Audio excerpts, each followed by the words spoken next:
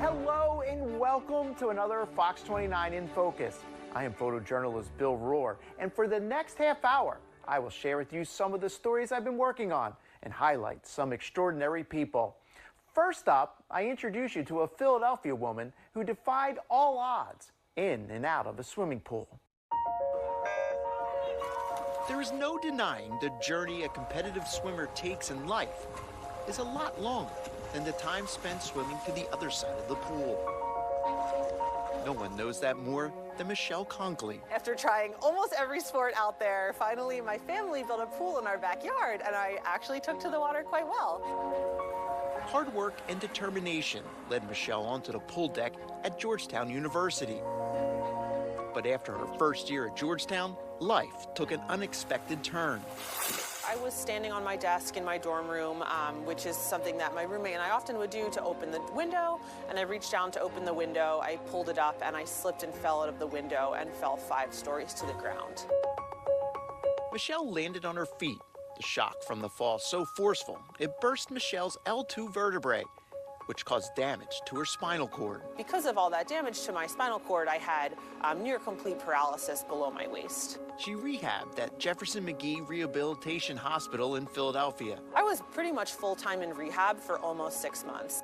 Years of swimming taught Michelle how far she could push her body. Her goal? To compete with her college team. I was used to pushing myself to the point of pain and exhaustion all the time. So my therapist actually often had to pull me back a little bit and say, like, it's okay, this is not a race. The hard work paid off. Michelle was back in the pool, and her journey took another turn. With spinal cord injuries, the classic teaching is where you're at, like muscularly, about a year after the injury is typically at the peak recovery that you're going to get. So I got to a year out of my injury, and I still didn't have full function back in my legs, which was very sobering to me at the time, but it also meant that I was now eligible to compete in Paralympic swimming. She deferred medical school to train full-time for the 2016 Paralympic Games in Rio de Janeiro. Her one last shot to compete at a high level. So I was like, we're gonna go for it. For the next 2 years, Michelle focused on swimming. I had sports psychologists, nutrition, a weights coach, recovery things, and really figuring out how to put every single ounce of effort I had into this one goal. I knew I had 1 Games. I did not intend to compete past 2016. All of it paid off. Michelle won 4 medals and set 2 world records in the 50 and 100 freestyle races. I mean, to swim the fastest you ever did in your whole life and touch the wall, and like 17,000 people are on your feet cheering USA, your family's there. I'm getting chills just thinking about it right now. It's like the culmination of so much work, years and years of work and years of like heartbreak and pain go into this, and then it all like comes true. It's awesome. Fast forward 7 years, Michelle's journey continues, this time for Nemours Children's Hospital in Delaware, where she is the resident physician in pediatric medicine. I always liked science growing up, and I thought that I wanted to probably be in the medical field, but wasn't totally sure. And then it wasn't really until after my accident that I realized, okay, this is the field that I want to be in. A field that allows Michelle to pay it forward. Absolutely. There's so many people that allowed me to be here and be able to walk and learn and work and live independently. And I think the perspective that I have really helps me relate to families when they're going through these really tough times. Michelle's swim journey may be over, but the lessons she's learned will last a lifetime. Most of us has something that we are good at. Maybe it's school, art, or sports. I found a Philadelphia woman who is good at paying off debt. Some days are definitely tougher than others. Lisa Phillips found out at a young age that she was good at finding money in random places. Let's go this way. Come on. And I always say because I'm short, I'm closer to the ground. So maybe that has something to do with it. Let's go see what we can find. On this day, Lisa and her dog Daisy met me at Washington Square Park to show me the best places to find loose change. Sometimes it looks like a coin and it's not. Wait a minute. Hold on. Nope. It's a battery. You know, it starts with a penny, but it goes all the way to one day on Callow Hill Street, 3 $20 bills within a half a block. Some might say Lisa is lucky. Mondays. But she says she has a nose for it. Last year was $423.82. This year, Lisa's goal is $500. And she's already at the $400 mark. Anything? Just a few months left. I really believe that people throw it on the ground.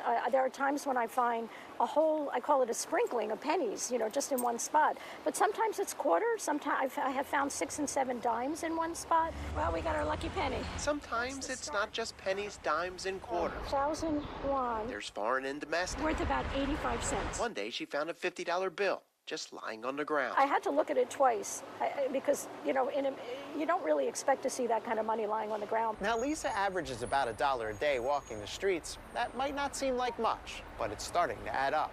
When you think that you can make a penny into $1, you know, it's crazy to think not to pick it up. You see, Lisa donates everything she finds to RIP Medical Debt, a nonprofit that buys medical debt in bulk from hospitals and debt collectors. And they buy it for a penny on the dollar.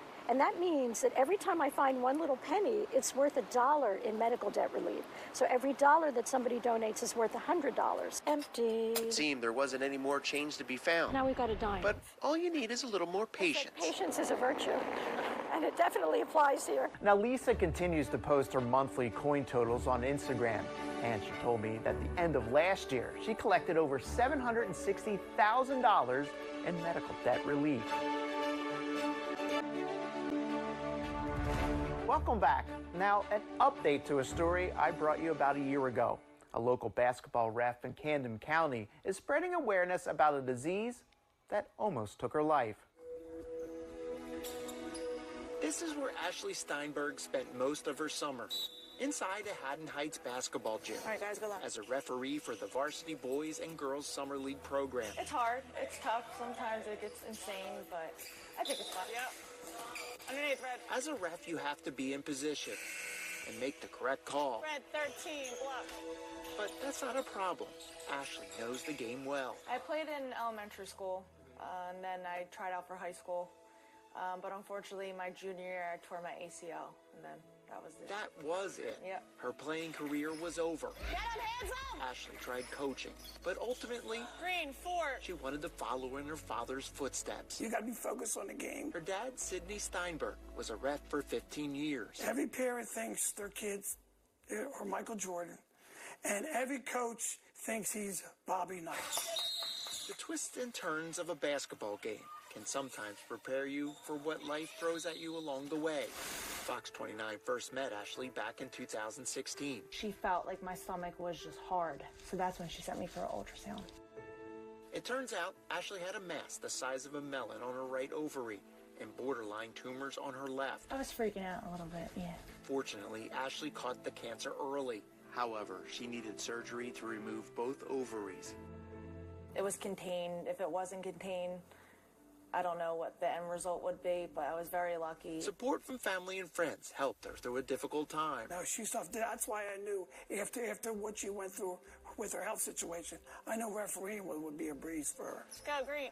Ashley is cancer-free and back on the court with a partner she knows very well, her dad. 2 shots, free. I think after my health situation, when I had cancer, I wanted to do something to get involved and something to do with my dad, something for us to do together. You'll get a game ball and I'll toss. But before they could ref high school games together, her dad stopped his referee career to help Ashley move up the basketball ranks, teaching her everything he knows. My first year, he would come to every game, and we would talk after the game. Yeah, because he did a spin around and he held it. Eventually, she worked her way up. Her dad came out of retirement, and together, the two ref a few games a week. 10 years cancer-free. Crazy. I can't believe it's been 10 years. Like, looking back, I can't believe I went through all that. She continues to raise money and awareness for the National Ovarian Cancer Coalition on and off the court. Ashley says support from student athletes from all over the county is overwhelming. She's now adding football to her officiating resume. It's different. I'm still learning, so it's a lot to learn, but it's exciting. And it's easier from basketball because the fans aren't on top of you, so it's great. Oh, give me this. Of course, learning a new sport is hard, but Ashley is up for the challenge.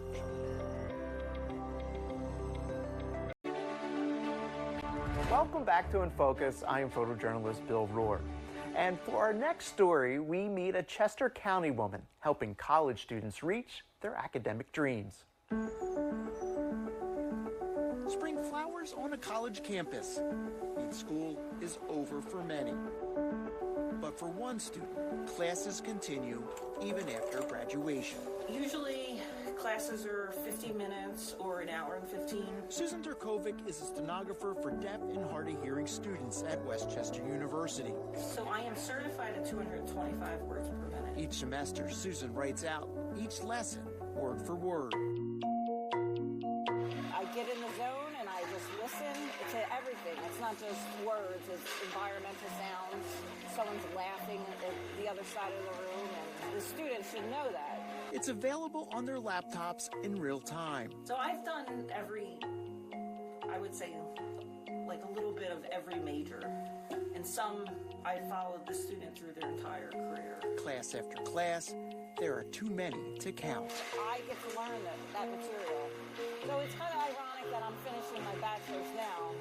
And in reality, I could have probably at least 10 degrees. Another topic. After 22 years of helping university students reach their college goals, Susan has finally decided to reach hers. This mother of two works full-time, balances 2 classes a semester, while moonlighting as a college athlete. I started 5 years ago. Late night at the rink, playing the sport she loves. You get to be aggressive. It's all fun. This is her second full season as a member of the women's Westchester Ice Hockey Club team. She's great. She's like definitely the mom of the team. Playing alongside women half her age. We always joke about her being like the quote from Mean Girls where it's like, I'm not a regular mom, I'm a cool mom. Are we going that way? Susan improves each time out on the ice. Her game full of determination and spirit. She just like giggles the whole time, and it cracks us up because if she skates by you, you just hear her laughing to herself. Like she's just having the best time. That same attitude helped Westchester get to the championship game, where Susan scored a goal. It was a blast. It was supposed to be 1 year. It turned into 2. I just love it. Please rise and welcome the graduating class of 2023. This past May, Susan graduated summa cum laude with a degree in interdisciplinary studies. 22 years of learning wrapped up in just a brief walk across the stage. Congratulations to the class of 2023. Finally finished, only to be back in the classroom this fall, helping more students reach their academic dreams. Girls wrestling is one of the fastest growing sports in Pennsylvania. And last year I introduced you to a Berks County high school that just finished their first year competing. Kristen Swart and Jamie Harner We're gonna practice our hand fighting. are volunteer coaches for the girls wrestling team at Exeter Township High School. Did you ever see yourself being a wrestling coach? No, never. I'm a wrestling mom, and now I'm a wrestling coach. Last August, Exeter became the 14th school in Pennsylvania to begin a girls' team. Jamie and Kristen volunteered to be their first coaches. I think in the beginning, Jamie and I were like, is it going to be just us? Is it just going to be us wrestling? We were terrified. We didn't think anybody would show up. So they posted messages on Facebook and asked athletes from other sports to join. And to their surprise, We had one girl show up, we had another girl show up, and then they just kept trickling in. Pressure forward. enough to start a feeder program for the high school. My brother's been wrestling since he was pretty little, and I've been at all of his matches and all of his practices, and I was like, I want to do this. 12 wrestlers make up the varsity team. Catherine Berger is a senior. I always kind of was around wrestling when I was growing up, so when I heard that there was a wrestling team, I was like really excited to join. Molly Luminal is one of the top wrestlers in the state. Some people like think of sports as like a chore, like something they have to do, and I feel like it's just like a privilege that I get to come in here and spend time with my friends every day. Now that they had a team in place, the two coaches had to learn how to wrestle themselves. I watch every single possible video I can watch on training videos. I read coaches' manuals. I'm currently looking for a Wrestling for Dummies book. If there's one available, I want it. I take notes at practices, and I just want to learn as much as I can. When you're here, you want to come here. To get the team moving in the right direction, Jamie and Kristen had help from the boys' team and other schools that started their own girls program. Recently, the team wrestled in PA's first dual meet with Governor Mifflin. Proud moment for these two coaches. At the beginning of the season, they would roll over on their backs and they were pinned. But now they're fighting. They're fighting and they're coming off the mat and might be frustrated, but they're definitely proud of themselves. And that's all I could ask for as a coach. Since that story aired, girls wrestling reached the 100-school threshold in Pennsylvania, and in May became an official sport. Welcome back. Now, a few years ago, I sat down with a trailblazer in the sport of women's hockey, Arcadia's coach, Kelsey Colzer.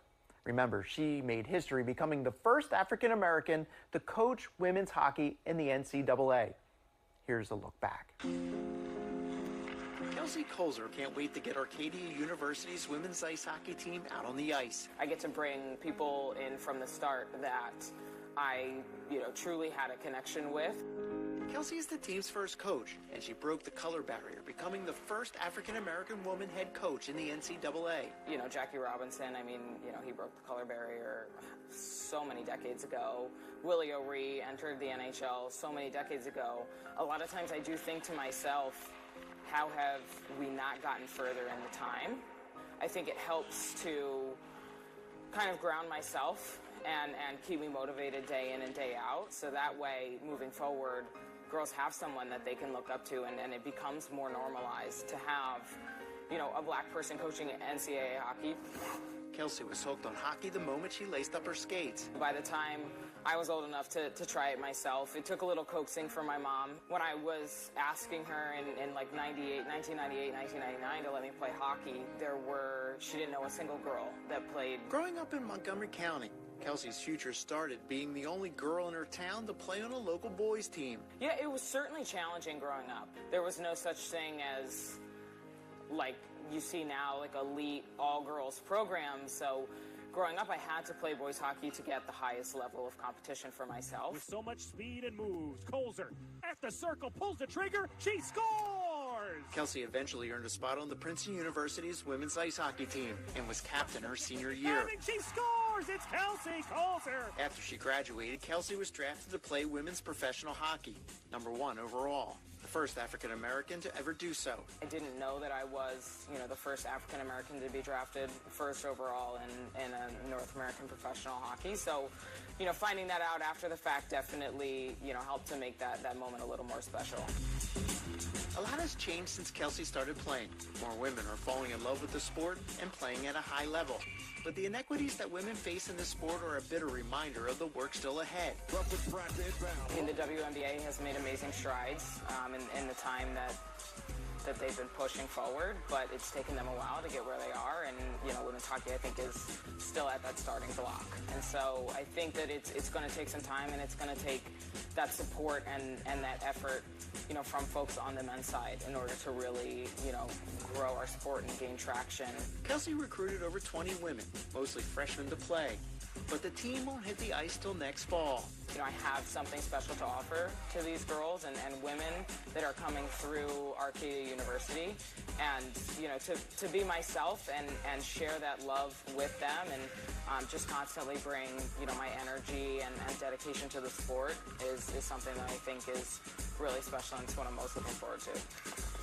Now, Kelsey continues to shine. Last year, Arcadia finished with 13 wins and made it to the playoffs for the second year in a row.